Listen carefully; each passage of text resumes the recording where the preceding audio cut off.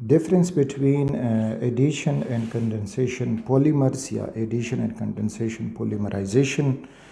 अच्छा, अब दोनों पॉलीमराइजेशन, सिंथेटिक पॉलीमराइजेशन जो होती है, तो दोनों तरीक़ों से हम एक पॉलीमर सिंथेसाइज कर सकते हैं। तो first of all addition polymers या एडिशन पॉलीमराइजेशन में formed by the addition reaction. Addition reaction वो होता है जिसमें एक अनसेचुरेटेड कंपाउंड सेचुरेटेड बन जाता है, यानी इसमें जो मोनोमर्स होंगे, मोनोमर्स स्मॉलर मॉलिक्यूल वो होंगे अनसेचुरेटेड, यानी उनमें कोई डबल बॉन्ड होगा या कोई ट्रिपल बॉन्ड होगा, और इनसे जब पॉलीमर बनेगा तो एडिशन पॉलीमराइजेशन हो जाएगी और वो पॉलीमर जो होगा वो सेचुरेटेड होगा। तो ये एडिशन पॉलीमराइजेशन की पहचान। दूसरी तरफ कंडेंसेशन पॉलीमराइजेशन में ये होगा कि जो मोनोमर्स आपस में मिलेंगे, मे बी कि वो सेचुरेटेड हों, अनसेचुरेटेड हों, लेकिन उनमें एडिशन रिएक्शन से मिलाप नहीं होगा, बल्कि वो कंडेंसेशन रिएक्शन से मिलाप करेंगे। और कंडेंसेशन रिएक्शन में स्मॉलर मॉलिक्यूल लाइक H2O हुआ, इसी तरह से HCl हुआ या NH3 हुआ एट्सेट्रा, वो मॉलिक्यूल कंडेंस होके निकलेगा और वो मोनोमर आपस में उनके वजह से जुड़ जाएंगे, उनके दरमियान बॉन्ड बन जाएगा। तो ये कंडेंसेशन पॉलीमर्स। दूसरा डिफरेंस इनमें जो हमारे सामने आता है कि molecular mass is a whole number multiple of the monomer. इसको यूँ समझें कि फ़ॉर एग्ज़ाम्पल हम पोली ईथीन बनाते हैं, तो ईथीन को अगर हम देखें that is C2H4, this is ethene. इसका अब जो मॉलिक्यूलर मास है तो 24 for carbon and 4 for hydrogen, 4 hydrogen, तो ये हो जाएगा 28। अब जो पॉलीमर बना है, सपोज़ करें उसमें सारे जो है वो 1000 ईथीन मॉलिक्यूल जो हैं वो आपस में मिल गए हैं, उन्होंने रिएक्शन किया है।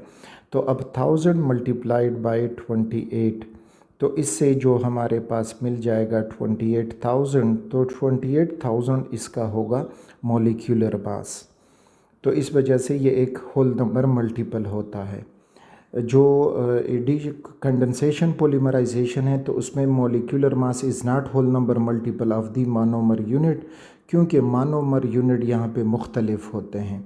एक मोनोमर यूनिट का अपना मोलर मास होगा, दूसरे मोनोमर का अपना अमोलर मास होगा, और फिर एक दूसरे तरीक़ेकार से उनका जो मॉलिक्यूलर मास है वो कैलकुलेट किया जाता है, जबकि एडिशन पॉलीमराइजेशन में सिंपल होल नंबर मल्टीपल है। अगला जो है generally involve one monomer unit, यानी यस, इनमें फ़ॉर एग्ज़ाम्पल हम पॉलीथीन बनाते हैं या पॉलीवाइनिल क्लोराइड PVC बनाते हैं, तो उसमें एक ही मॉलिक्यूल वो आपस में एडिशन रिएक्शन करके एक लॉन्ग चेन बना लेते हैं। यहाँ पे generally involve more than one monomer unit, तो यहाँ पे एक से ज़्यादा मोनोमर यूनिट हो सकते हैं, डिफरेंट मोनोमर यूनिट हो सकते हैं। लाइक पॉलीमाइड बनते हैं तो उसमें एक डाई अमीन और एक डाई कार्बोक्सिलिक एसिड का रिएक्शन होता है जो डिफरेंट मोनोमर्स हैं। इसी तरह से अगर पॉलीस्टर बनते हैं तो उसमें एक डायोल और दूसरा जो है एरोमेटिक डाई कार्बोक्सिलिक एसिड का रिएक्शन हो जाता है। तो यहाँ पे जो एडिशन पॉलीमर्स हैं उसमें मोनोमर एक ही किस्म के होते हैं, और जो कंडेंसेशन पॉलीमराइजेशन है तो उसमें मोनोमर डिफरेंट टाइप्स के हो सकते हैं। Next is monomers are unsaturated molecule. जो ऊपर हमने कहा, यहाँ पे मोनोमर जो हैं वो अनसेचुरेटेड मॉलिक्यूल होते हैं। और जो कंडेंसेशन पॉलीमराइजेशन है तो उसमें monomer units must have 2 active functional group. तो जो मोनोमर यूनिट होंगे तो उनमें 2 फंक्शनल ग्रुप ज़रूर होने चाहिए। फॉर एग्ज़ाम्पल डाई अमीन में अमीन एक फंक्शनल ग्रुप है, और उसके साथ जब रिएक्ट करेगा एक डाई कार्बोक्सिलिक एसिड तो उस पर कार्बोक्सिलिक फंक्शनल ग्रुप मौजूद होता है। तो इस तरह से वो different monomer different functional group रखेंगे। The next is they are generally chain growth polymer. Chain growth mean कि चेन बन जाता है और फिर आगे चेन बनता है, आगे चेन बनता है, तो इस तरह से ये चेन ग्रोथ इनमें होती है।